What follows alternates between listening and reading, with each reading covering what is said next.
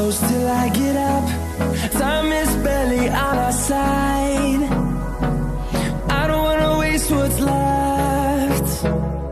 The storms we chase are leading us, and love is all we'll ever trust.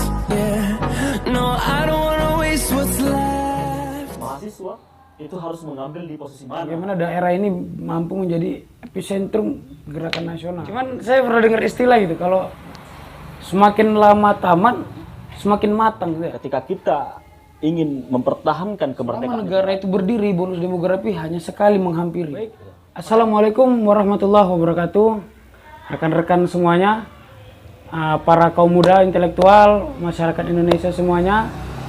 Hari ini kembali kita hadir bersama dalam channel Mengukir Perubahan Besar yang akan terus mengupas persoalan-persoalan yang hadir di tengah kebuntuan bangsa yang sangat dilematis. Karenanya hari ini kita akan membawakan tema besar, yaitu Pemuda dan Hari Pahlawan Nasional.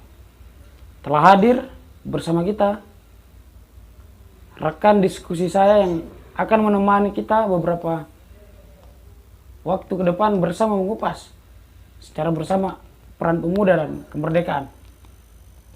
Hadir di tengah kita saudara Syarifin. Selamat datang Syarifin.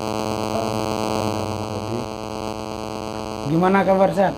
Alhamdulillah baik. Apa kesibukan nih Ya, akhir-akhir ini di tengah pandemi ini kan? Apa kesibukan? Ya, kalau berbicara kesibukan, saya pikir untuk saat ini sangat minim ya, karena dibatasi oleh pandemi. Jadi mungkin kesibukan itu juga semuanya berkurang. Nah, mungkin ya kesibukannya hanya di himpunan mahasiswa Islam, saya pikir, Bang Pandi. Selain di HMI sekarang ya? Ya, di HMI, Bang. Di dalam kampus organisasi intra? Kalau untuk di dalam kampus itu sudah habis lah ya. Karena mulai berkecimpung di udah semester atas. semester akhir lah gitu. Iya. Bukan semester atas, semester akhir. Cuman saya pernah dengar istilah gitu, kalau semakin lama taman, semakin matang gitu ya. Itu gimana? Ya itu benar memang. Semakin lama taman itu semakin matang. Bahkan ada statement, ya KPN sudah cepat-cepat. Lebih baik kan sudah di waktu yang tepat daripada di tepat waktu. Nah ini juga menjadi multitafsir sebenarnya. Nah, multitafsir. Iya. Oke, baik, untuk Kakanda sendiri, Kakanda Muhammad Odi ini founder of MPB ya. Untuk sekarang ini kesibukannya di mana? Apakah hanya di MPB aja, mungkin ada di kesibukan lain gitu? Kita bersama kawan-kawan tetap itulah menginisiasi, seperti saya bilang, kita menginisiasi gerakan kepemudaan. Itu gerakan mengukir perubahan besar yang sentral kita awalnya itu mau buat di Langsa. Tapi setelah dipikirkan bahwa di Langsa ini sudah terlalu padat ini orang yang ingin mengabdi. Karenanya kita ubah konsen, kita coba bangun gerakan itu di Aceh Tamiang. Kita coba. Nah, sebenarnya problemnya bukan soal Langsa Tamiang ya, bukan soal geografis di sini. Tapi yang ingin kita berikan pesan bahwasanya daerah, nah, bagaimana daerah ini mampu menjadi epicentrum gerakan nasional seperti kawan-kawan lain lah. Gimana sama-sama berjuang gitu kan. Itu aja sih kesibukan sekarang. Dan fokus selesaikan kuliah lah. Udah di ambang-ambang. Di ambang-ambang apa namanya? Di ambang-ambang kartu kuning gitu aja. Di ambang-ambang kartu kuning. Oke, baik. Nah, beberapa hari yang lalu, bahkan 1 hari yang lewat, Indonesia kan memperingati Hari Pahlawan Nasional. Oke. Pahlawan Nasional.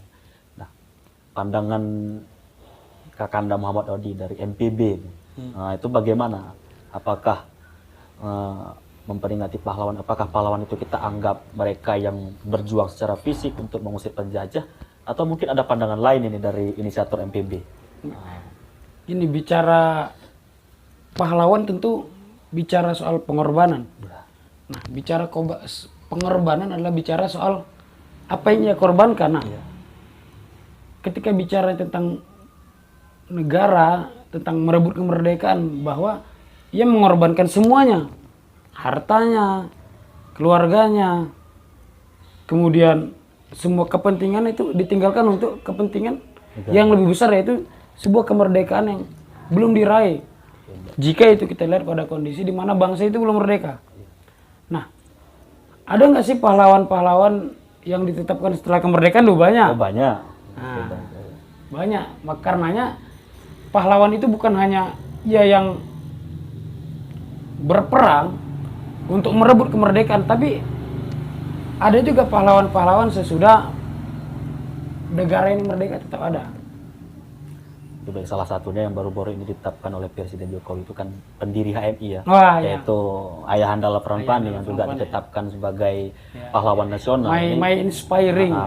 Nah mungkin Kakanda sendirilah yang selain daripada MDB juga pernah berkecimpung di HMI, mungkin bahkan sampai sekarang.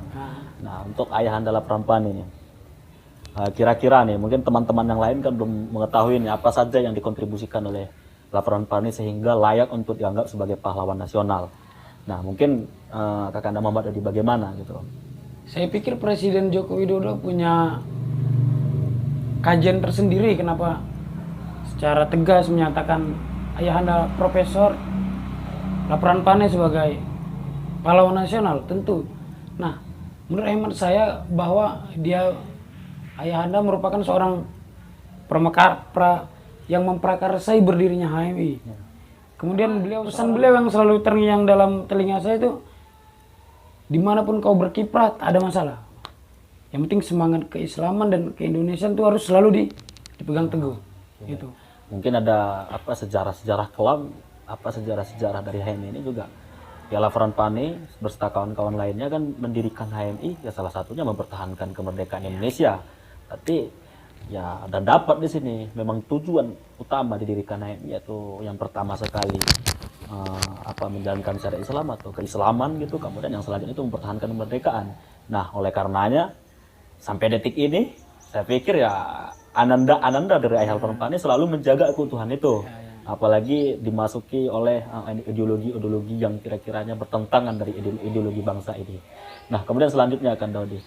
Nah hari ini kira-kira lah dari kalangan muda, kan tadi kita telah menyinggung sedikit tentang pembahasan kaum muda. Nah, hari ini setidaknya jika tidak diakui oleh negara sebagai pahlawan, nah secara individual bagaimana kaum muda sekarang bisa menjadi sosok pahlawan gitu, baik itu pahlawan di negeri ini, di bangsa ini, ataupun pahlawan di sosial masyarakat dan sebagainya gitu. Sekarang ya kita mau dinilai pahlawan, diakui negara, diberikan semboyan, atau kok itu titik klimaks dari sebuah pengorbanan ditetapkan oleh negara? Kan tidak. Intinya bagi para pemuda ya terus saja berkorban yang terbaik. Selagi yang dilakukan itu terbaik untuk bangsanya, untuk negara ya lakuin aja. Nah masalah ditetapkan jadi pahlawan atau enggak pahlawan itu bukan persoalan. Yang penting persoalan bangsa ini sudah selesai. Persoalan bangsa sudah kita selesaikan. Nah terlebih setelah persoalan yang begitu dilematis ini, persoalan yang begitu besar ini mampu diselesaikan oleh pemuda, nah ditetapkan atau tidak dia jadi pahlawan nasional itu bonus. Makanya jangan bonusnya yang dijuminkan gitu, tapi gerakan yang sudah menghasilkan apa, kalau sering bilang apa, resonansi. Nah, gerakan dari hati, nah, getaran-getaran yang hadir dari hati. Itu dah. Lagian saya pernah mendengar statement dari salah satu gubernur itu mengatakan ya pahlawan itu jangan menyempitkan makna dari pahlawan. Mampukah kita melebarkan makna dari pahlawan itu sendiri? Nah hari ini juga kita mampu menjadi pahlawan. Nah apalagi di tengah pandemi ini. Ketika kita memakai masker, nah kita menjadi pahlawan untuk diri kita. Ketika kita menjaga jarak, maka kita menjadi pahlawan untuk sekeliling kita. Nah kemudian ketika kita mencuci tangan untuk lingkungan kita. Nah hari ini statement dari gubernur tersebut bahwa ya hari ini bisa kita menjadi pahlawan, ya pahlawan untuk sama-sama memutus mata rantai COVID ini. Nah begitu. Nah kemudian selanjutnya pahlawan-pahlawan nasional, apakah pahlawan itu hanya sekedar serpihan-serpihan tulang yang hari ini kita anggap, ataupun hanya bebatu-bebatu yang dibentuk sebagai pahlawan yang menyerupai pahlawan, apakah itu yang hari ini menjadi pahlawan? Saya pikir tidak. Saya pikir ya hari ini bagaimana kaum muda khususnya mahasiswa, MPB dan sebagainya yang menjadi epicentrum gerakan nasional, ya bagaimana kita menjaga keutuhan NKRI yang selalu menjaga keutuhan kemerdekaan. Nah, bagaimana tanggapan selanjutnya? Nah, maka memaknai perjuangan pahlawan itu sebenarnya bukan dengan acara seremonial. Kalau menghargai jasa pahlawan itu secara seremonial, acara besar, maka tahun ini kita nggak menghargai pahlawan. Tahun-tahun sebelumnya gimana kita lihat acara peringatan memperingati Hari Pahlawan begitu meriah. Iya. Tapi karena adanya pandemi, ya jarang-jarang yang hadir di acara itu juga sedikit. Tapi kan dengan kondisi, nah ketika itu diartikan acara seremonial sebagai hadiah terbesar untuk menghargai jasa pahlawan, maka tahun ini kita nggak memberikan hadiah yang sempurna, tapi kan bukan itu. Dengan menghargainya yaitu kita mendoakan yang mengheningkan cipta. Kemudian melanjutkan apa yang belum tuntas. Pahlawan memiliki semangat yang besar, memiliki cita-cita yang mungkin belum tuntas. Tugas kita menuntaskan. Kemudian yang terpenting nih, menjaga apa yang sudah bagus, yang sudah dihasilkan oleh pahlawan, kita jaga dengan baik. Nah, kemerdekaan ini harus kita pertahankan dengan teguh. Jangan sampai diraih atau diambil kembali oleh bangsa lain. Yang kalaupun kemerdekaan ini bisa direbut kembali oleh bangsa asing, khawatirnya sejarah kelam 350 tahun kita dijajah oleh Belanda itu terulang ya. Berarti kita tidak akan mampu merasakan kemerdekaan yang kedua, maka pertahankan kemerdekaan yang sudah dirasakan sampai saat ini. Dengan cara apa ya? Bersyukur, berdoa, dan berusaha. Maka sesederhana itu sebenarnya. Bersyukur, berdoa, dan berusaha sehingga ya sama-sama kita sampai pada kemerdekaan yang hakiki, kan ya, begitulah intinya. Oke, baik. Nah, hari ini sebentar. Oke, siap. Ingin saya sampaikan bahwa kemerdekaan itu harus diartikan pada makna kemerdekaan sebenarnya. Ada beberapa kejadian setelah kemerdekaan,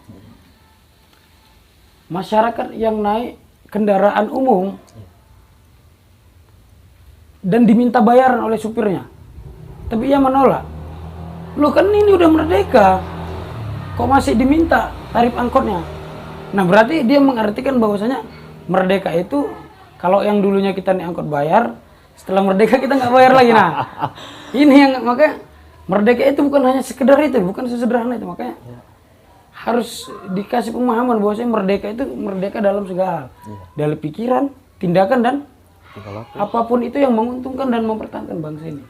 Itu soal apa Ketum Salimin. Oke, baik. Nah, hari ini tentu ya setelah Bung Karno memproklamirkan kemerdekaan yaitu pada tanggal 17 Agustus tahun 1945, ya setelah itu masih banyak yang terjadi dinamika di Republik ini.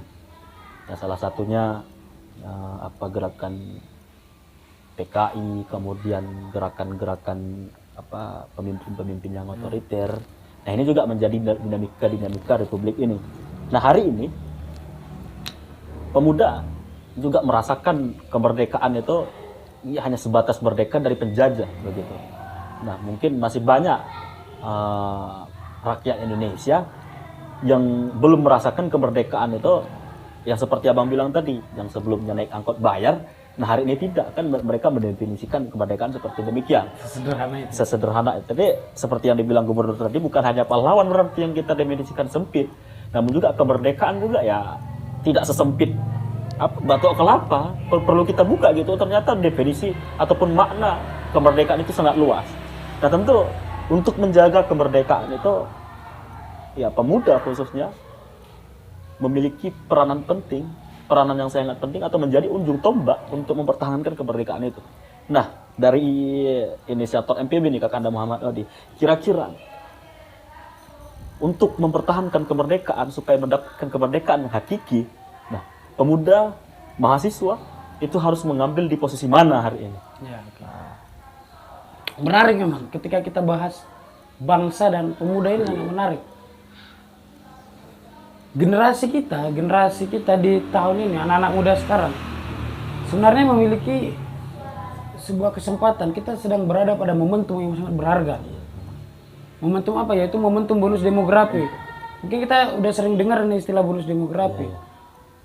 Di mana bonus demografi ini adalah sebuah keadaan demografi penduduk usia muda lebih tinggi daripada usia yang lain. Artinya usia muda produktif ini lebih tinggi daripada usia yang tidak produktif lagi. Dalam tanda kutip usia-usia yang sudah senior. Ini lebih produktif, maka ini harus mampu dimaksimalkan. Artinya apa? 10, 15, 30 tahun ke depan, ya anak-anak muda tahun ini yang menentukan apakah bangsa ini akan berada pada posisi yang saat ini seperti ini atau kita akan mampu melambung jauh ke depan. Nah, karenanya momentum ini hanya terjadi satu kali satu umur dunia itu. Nah, satu umur negara itu di usia negara itu, nah cuma sekali seumur dunia. Gimana bahasa lebih enak dicerna ya? Selama negara itu berdiri, bonus demografi hanya sekali menghampiri.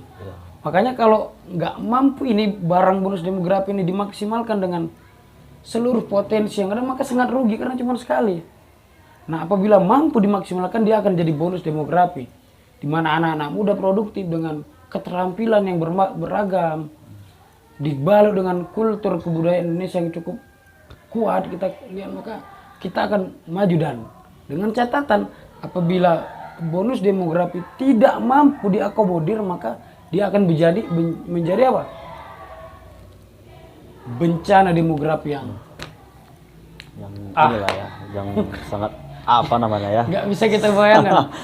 Oke, baik, tadi Kakanda ada menyinggung tentang kultur ya, tentang culture ataupun budaya-budaya. Mampukah kaum muda hari ini mempertahankan budaya? Nah, saya pikir kalau dari pandangan kita ya, banyak kalangan muda yang memang malu untuk menampakkan budaya-budaya mereka ataupun suku-suku mereka dan sebagainya. Nah, hari ini budaya juga ada beberapa budaya yang diakui di Republik ini dan dituntut kita itu untuk saling menghargai antar budaya, kan begitu. Kemudian nanti masuk ke dalam teori komunikasi antar budaya, bagaimana kita berkomunikasi dengan baik dan benar ketika kita berjumpa dengan berbeda budaya. Nah, hari ini bagaimana ketika kita ingin mempertahankan kemerdekaan itu tadi,